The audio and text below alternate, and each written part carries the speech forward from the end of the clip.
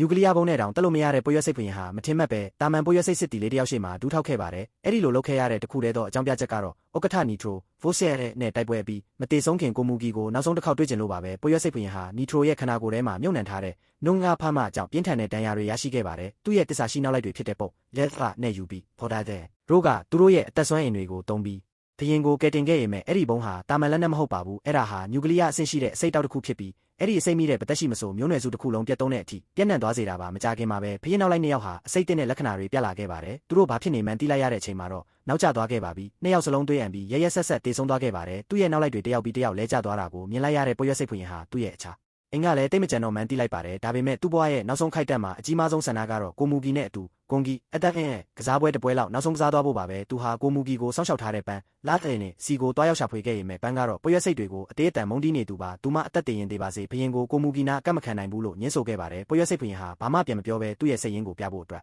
ဒူးထောက်လိုက်ပါတော့တယ်ပန်းဟာအကြီးကျယ်တုံးလို့သွားခဲ့ရပါတယ်သူ့မျိုးနွယ်စုထဲမှာဘရင်ရဲ့အဆင့်တန်းကဘလောက်မြင့်မြတ်တယ်လဲဆိုတာသူမသိနေတာကြောင့်အခုလိုမိန်းကလေးတယောက်အတွက်ဒူးထောက်လိုက်တာကိုမြင်ပြီးမျက်ရည်ကျတဲ့အထိစိတ်လှုပ်ရှားသွားခဲ့ပါတယ်နောက်ဆုံးမှာတော့ပန်းကကိုမူဂီရှိတဲ့နေရာကိုပြောပြလိုက်ပေမဲ့အခြေအနေတစ်ခုတော့တောင်းဆိုခဲ့ပါတယ်အဲ့ဒါကတော့ဘရင်ရဲ့နောက်ဆုံးချိန်ထိသူမကစောင့်ကြည့်နေမယ်ဆိုတာပါပဲပွေရွက်စိတ်ဘရင်ဟာကိုမူဂီကိုရှာတွေ့ခဲ့ပြီးသူ့ဘဝရဲ့နောက်ဆုံးချိန်လေးမှာသူမနဲ့အတူပုံမှန်တိုင်းဂုံဂီကစားခဲ့ပါတယ်ဒီတစ်ချိန်မှာတော့သူဟာသူ့ရဲ့မိရင်ဖြစ်တဲ့မာယူယန်ဆိုတာကိုထုတ်ပြောပြခဲ့ပါတယ်အဲ့ဒီနာမည်ဟာသူ့မိခင်ဘရင်မကြီးမသေးခင်ကပေးခဲ့တဲ့နာမည်ဖြစ်ပြီးအရာအလုံးကိုလင်းထိန်စေတဲ့အလင်းရောင်လို့အတိတ်ပဲရပါတယ်ကိုမူဂီကအဲ့ဒီနာမည်ကိုကြားလိုက်ရတဲ့အခါချက်ချင်းပဲဒူးထောက်ပြီးအရှင်မာယူယန်လို့ခေါ်လိုက်ပါတယ်ဘရင်ကမကြေမနက်ဖြစ်သွားပြီးအရှင်ဆိုတဲ့စကားလုံးကိုဖြုတ်ဖို့ပြောခဲ့ရင်မဲ့ကိုမူဂီကသူ့နာမည်ကိုတိုက်ရိုက်ခေါ်ဖို့ခက်ခဲနေခဲ့ပါတယ်ဒါကြောင့်ဘရင်ကသဘောတူညီချက်တစ်ခုလုပ်ခဲ့တယ်အကယ်၍သူသားဂုံဂီကစားပွဲမှာအနိုင်ရရင်သူမကသူ့ကိုမာယူယန်လို့ပဲခေါ်ရမယ်လို့ဆိုရတယ်ကိုမူဂီကသဘောတူလိုက်တဲ့အခါဘရင်ကယုံကြည်မှုအပြည့်နဲ့ငါကအရင်လိုမဟုတ်တော့ဘူးရှုံးဖို့တာပြင်ထားတော့လို့ပြောလိုက်ပါတယ်အဲ့ဒီနောက်သူမသားအနိုင်ရရင်ဘာစုလာလို့ချင်းတလဲလို့မေးတဲ့အခါသူမရဲ့အဖြေကတော့ရိုးရှင်းပါတယ်ရှင်နဲ့နောက်ထပ်ကစားပွဲတစ်ပွဲထပ်ကစားချင်တာပါတဲ့ဘရင်ဟာသူမိုင်းမဲတဲ့မိကုံးမိမိမှန်တီးပြီး